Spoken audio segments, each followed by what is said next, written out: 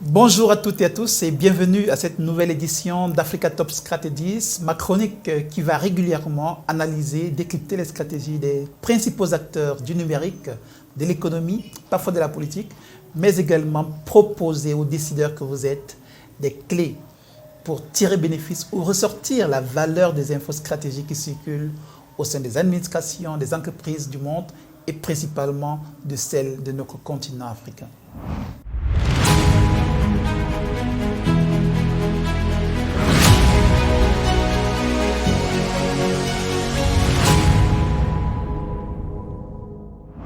Intéressons-nous aujourd'hui aux déchets électroniques. Vous le savez déjà, plusieurs pays africains sont considérés comme le dépotoir des États-Unis, de l'Europe ou de l'Asie. La 3e journée internationale des déchets électroniques se tiendra dans quelques jours, le 14 octobre prochain, à l'initiative du WeForum. Les organisateurs ont décidé cette année de mettre l'accent sur l'éducation, la sensibilisation sur les dangers que représentent les déchets électroniques, mais également sur la nécessité de bien recycler ces déchets selon les règles de l'art.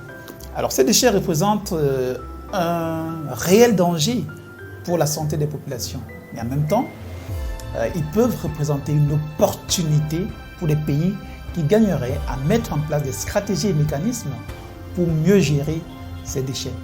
Selon le Global E-Waste Monitor 2020, qui est une étude de l'UIT et de ses partenaires, pour la seule année 2019, la valeur estimée des ressources réutilisables présentes dans ces déchets électroniques était de 27 866 milliards de francs CFA. Un pactole que de nombreux pays ne réussissent pas toujours à saisir. Voyons un peu la réalité dans nos pays africains, comment on extrait les ressources de ces déchets électroniques-là. Allons chez notre grand voisin, le Nigeria, pour voir comment ça se passe. Dans la banlieue de Lagos, des tonnes de produits électroménagers, téléphones portables, ordinateurs, s'entassent à ciel ouvert. Des déchets traités à main nue par ceux qu'on appelle les scavengers, les pilleurs de poubelle. On l'achète à des importateurs, ceux qui importent des choses au Nigeria. On leur achète ce qui ne marche pas. Ensuite, on les trie. Il y a ce qui marche et ce qui ne marche pas. Ce qui marche, on le vend au marché. Ce qui ne marche pas, on le démantèle et on le vend aux entreprises qui en veulent. Les risques pour ces scavengers, mais aussi pour l'environnement, sont colossaux. Le Nigeria est devenu le dépotoir de l'Europe et des États-Unis. Officiellement, ces pays exportent des produits d'occasion qui s'avèrent être pour une grande partie de véritables déchets toxiques. Une façon de se débarrasser à moindre frais d'objets très chers à recycler en toute illégalité.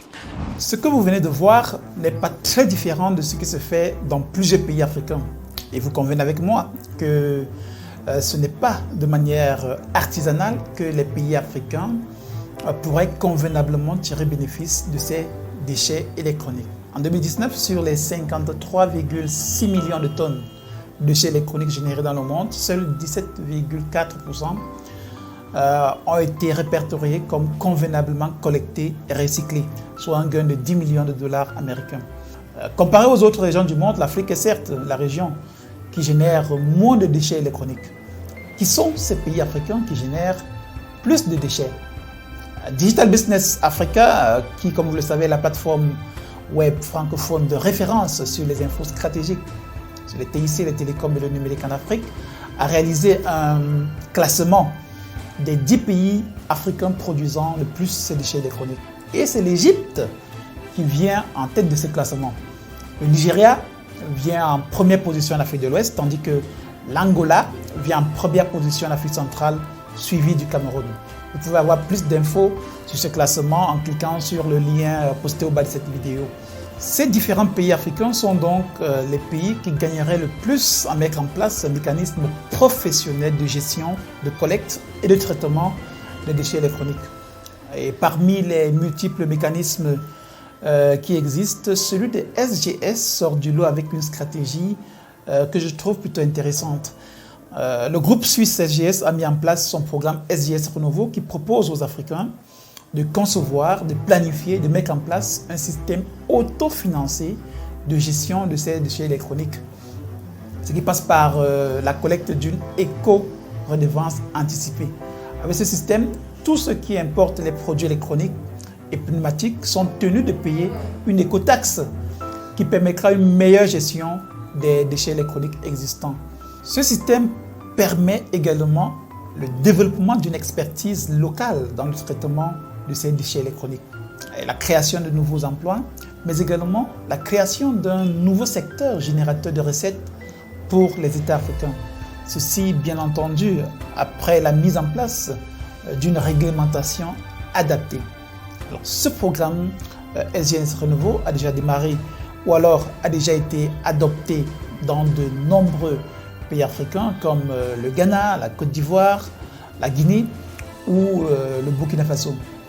Donc, plusieurs pays africains peuvent donc suivre le pas et lancer effectivement ce programme pour être de ceux-là qui pourront bénéficier d'une partie des plus de 27 866 milliards de francs CFA que représente chaque année dans le monde le potentiel des déchets électroniques dans l'économie circulaire. Et plus encore, et c'est le plus important, cela permettra de limiter les risques de cancer et de nombreuses autres maladies que les populations vivant dans des zones de décharge de ces déchets électroniques-là peuvent contracter. C'est tout pour cette édition d'Africa Top Strategies. N'hésitez pas de partager la vidéo auprès des décideurs avec des résultats en quête de compétitivité et de nouvelles opportunités. N'oubliez pas d'activer la cloche de notification pour être informé et notifié des prochaines chroniques. Les puissants sont ceux qui détiennent l'info stratégique. L'info stratégique, c'est le pouvoir. Ne vous y éloignez pas.